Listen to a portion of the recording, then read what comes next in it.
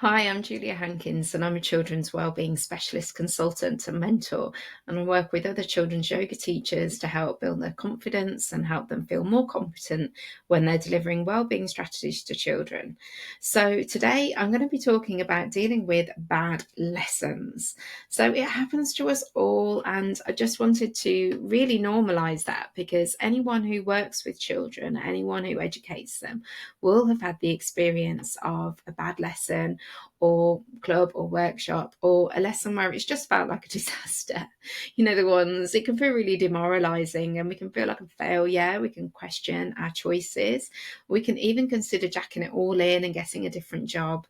And what makes it even harder, I think, for us kids yoga teachers is the fact that we don't have anyone else to talk to about it to give us some perspective. And so today I thought I'd share with you some ways to deal with it for if and when it happens to you.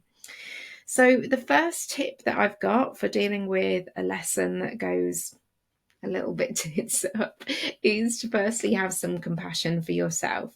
So just know that it happens to everybody, and you're not alone in this. I know that it can be tempting to believe that everybody's got it all figured out, and social media shows you that everybody's doing really well in their business, and every lesson is perfect, and this just isn't the case. And even after over 20 years of working with children, I still have lessons where I just think, oh, that was a bit shit, or that was not my best work.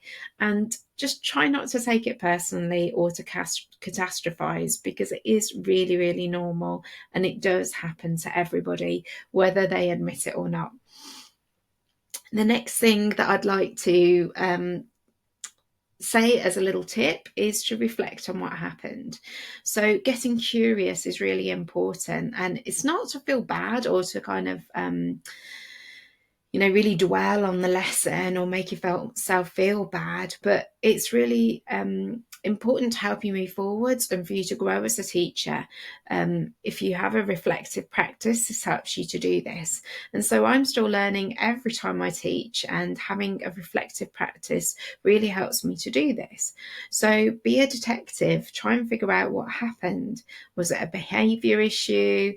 Was it a timing issue? Was it an organizational thing? Perhaps the lesson felt unstructured or out of control.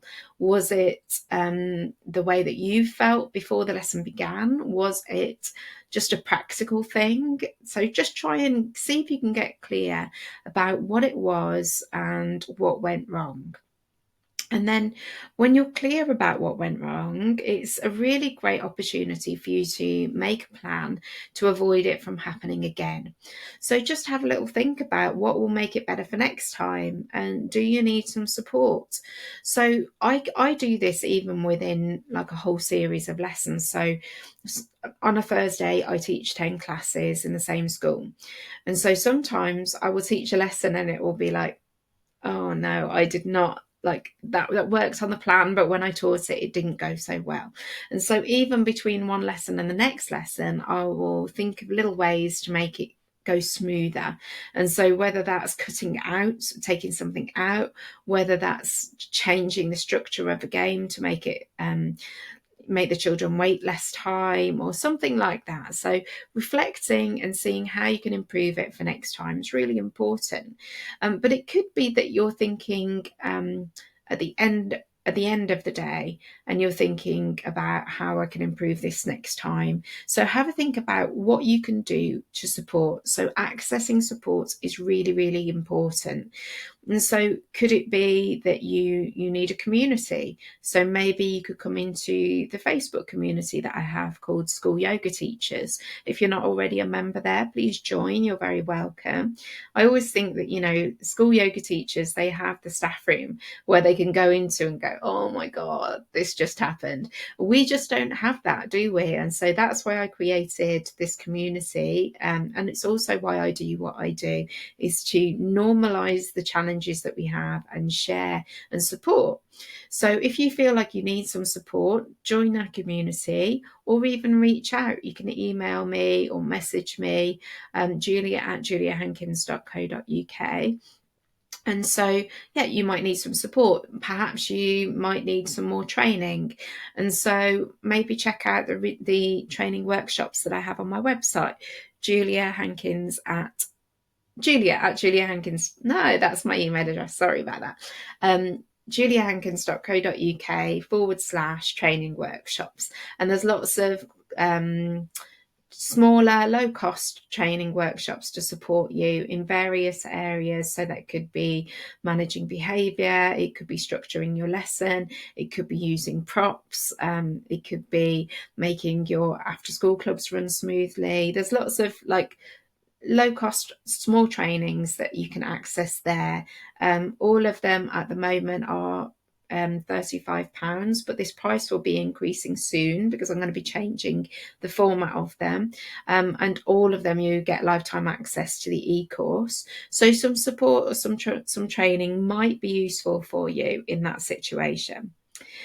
And so after you've been compassionate with yourself, you've reflected on what went wrong, you've planned for the future or seek some support or some more training to help you improve for next time, the last thing that I would suggest you do is to just let it go. You know, draw a line under it and try not to let it impact how you teach that same class next time. Because especially if it's a behaviour issue, it can be really tempting to well, not even tempting, it can just be a habit to dread that next lesson and think, oh no, it's that class, oh god, I've got to do this thing again. Try not to let it hinder how you feel about that class, because just because it happened before doesn't mean to say it will happen again. And so you can move forward in a positive way. So yeah, those are my top tips for dealing with a bad lesson. They are to be compassionate with yourself, to reflect on what happened, to create a plan for the future and seek support, and then let it go, draw a line under it. And if you'd like any support with any of this, reach out to me, email me, or book in a session for a mentoring session, and I would be really happy to help you. If you have a question and you can't afford to work with me right now, just email it to me and I could include it in one of these videos where it will support other people too. So thank you for watching. Don't forget to like and subscribe and hit the bell so that you get notifications of the next videos. Thanks for watching.